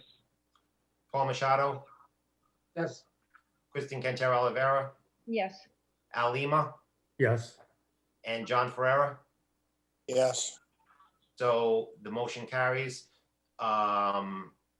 So we will send them a letter that they can apply for something else for the Adams House, like we voted on prior. Any other discussion on this? One other thing I'd like to say, Chrisanne, there was one other thing she had a question on. Oh, she was questioning whether the city council had the authority to send this back to us to discuss, and they really don't. I just decided to put this on out of courtesy to them and just for the process in general. And she questioned also, what does the council have authorities to do? All a city council can do is either approve our appropriation or a project the way we said, or they can decrease the funding by a particular project, or they can just approve the entire appropriation order. So they can't add a different project in. They can't tell us to put a different project in. They have no authority to do that, and they know that. So I just wanted to put a note in it for her.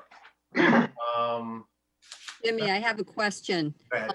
Is someone going to draft a letter to Chrisanne addressing these new issues, or should I just send the letter that Al originally wrote?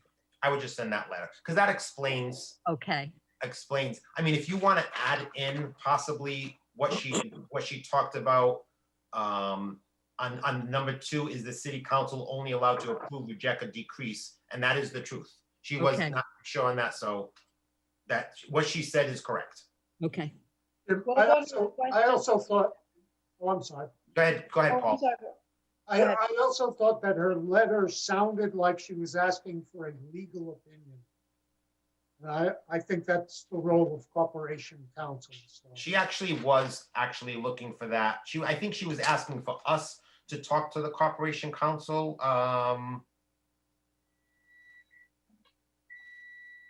But I don't see why we need to on this particular issue. I mean, I think she is saying that, but I don't see why. If the city council did something, I think she felt that the city council did something inappropriately as far as bringing the Adams House up for discussion in council chambers. That's really not our responsibility. That's their responsibility. So if she has a problem. Yeah, If she I has, thought her questions should have been directed to the city Correct. council. as I do opposed too. to So us. I mean, she's listening to this, I believe. If she thinks there's a problem with how they handled this issue, she needs to take it up with them. That's the way I think. So. So that's the last item.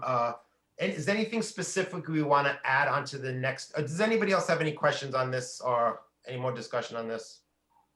Any specific things we want to add onto the next agenda? Obviously, we all have our new applicants' eligibility applications, so that's important to get moving along. I think we can do it all in one night.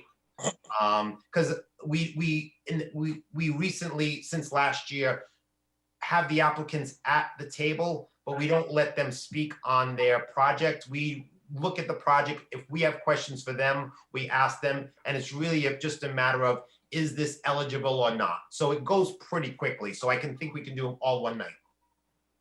It might be a good idea.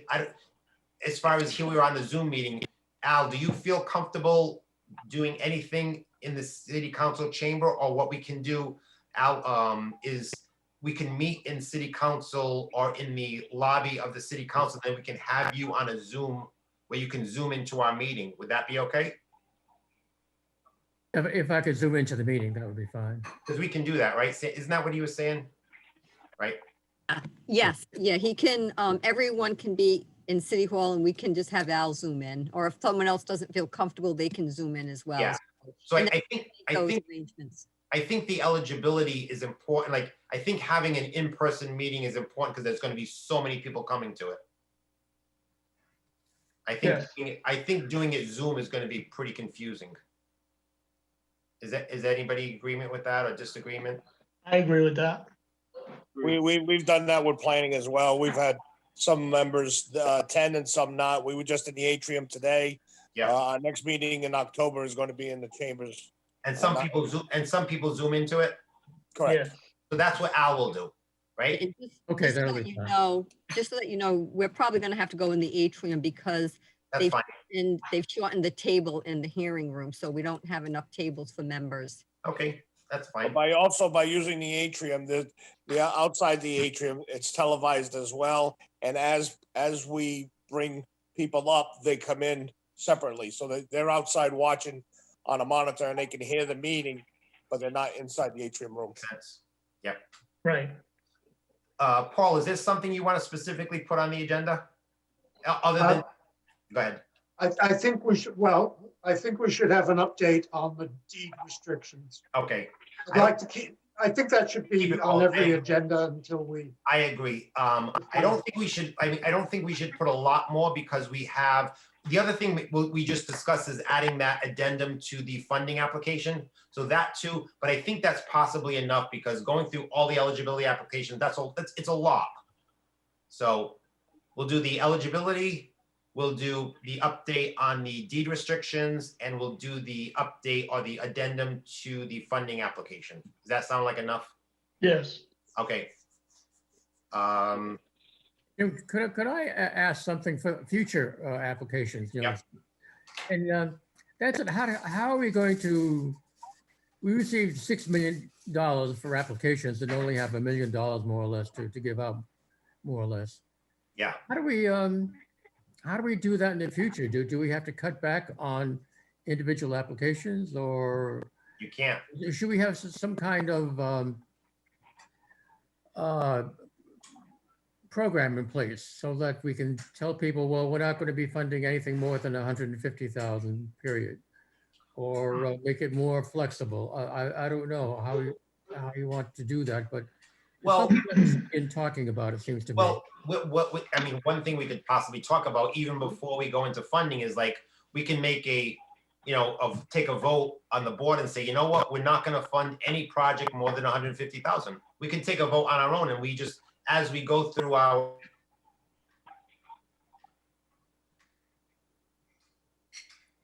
Frozen. Happened.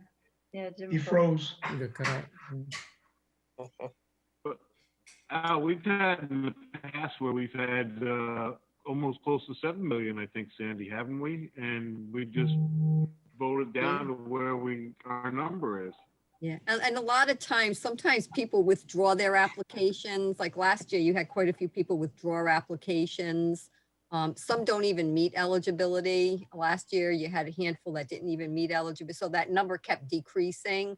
And then, of course, you do your score sheets and you pretty much score, you know, what projects you want to fund. And then when you come to the funding, you all decide if you want to do less or more. And then like Jimmy said, you can just take a vote on, you're not going to fund any Right. more than 100, 150. I mean, like I said, go ahead, Kristen. But don't you think if we were to make a decision like, okay, we're not gonna fund more than whatever for anybody, doesn't that kind of tie our hands? Like, say we have a project come through like the bio reserve and we want to, you know, purchase land. And so I don't think we should tie our hands like that. I think it should just be on an individual basis and we vote on what we think is most important, the way we've always done it. Does that And make some sense? will get funded and some won't. Does that make sense, Al? I guess so. Mhm. I Yeah, 'cause guess we'll have to see how it works out and Chris, like, I think Kristen's right. Like, just some projects are costly, but there's no other choice. Like, if there was a specific land acquisition that needed to be done, that's, if we came up with you know, if we decided like we're gonna limit everything at 150, and then one of the projects was like, they needed $200,000, you might lose that project because we created this law. So that, we can do what we want. Yeah, I think we should vote the way we see the project happen. Otherwise, we wouldn't have voted to put the Shan Trail because that was over 150. I think we Right. need the option of deciding on our own what we're gonna make it and what.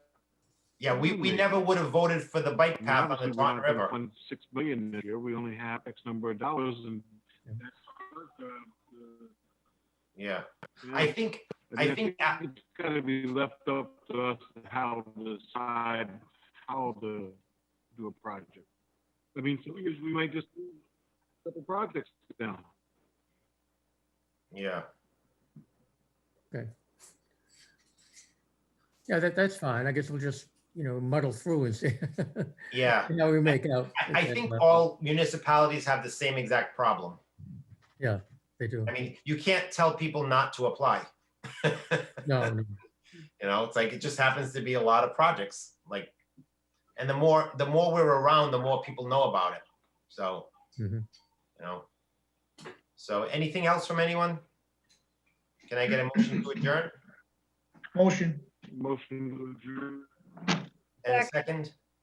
second, I have a motion and a second to adjourn. Victor Farias, yes. Jim Susie, yes. John Brandt? John Brandt? Yes. Paul Machado? Yes. Christine Peter Oliveira? Yes. Al Lima?